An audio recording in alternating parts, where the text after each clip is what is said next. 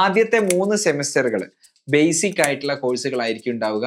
Physics, chemistry, maths, biology, engineering, humanities പോലെയുള്ള സബ്ജക്റ്റുകളിൽ വളരെ fundamental ആയിട്ടുള്ള കോഴ്സുകളാണ് ഉണ്ടാവുക.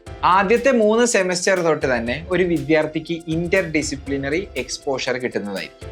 ഇനി അടുത്ത 3 സെമിസ്റ്ററുകളിൽ, അതായത് 4 മുതൽ 6 സെമിസ്റ്റർ വരെ ഒരു സബ്ജക്റ്റ് നമ്മൾ മേജർ ആയിട്ട് സ്പെഷ്യലൈസ് ചെയ്യണം. അതിന്റെ കൂടെ തന്നെ ഒരു സബ്ജക്റ്റ് മൈനർ ആയിട്ട് നമുക്ക് തിരഞ്ഞെടുക്കാം. കൂടുതൽ കോഴ്സുകളും മേജറായി തിരഞ്ഞെടുത്ത സബ്ജക്റ്റിലായിരിക്കും പഠിക്കാനുണ്ടാവുക. ഇവിടെയും നമുക്കൊരു ഇന്റർ ഡിസിപ്ലിനറി അപ്രോച്ച് കാണാൻ സാധിക്കും. ഇനി അവസാനത്തെ ഒരു കംപ്ലീറ്റ് ഇയർ, അതായത് 7ഉം 8ഉം സെമിസ്റ്ററുകളിൽ റിസർച്ച് പ്രോജക്റ്റിന് വേണ്ടി ഡെഡിക്കേറ്റ് ചെയ്തൊരു വർഷമാണ്.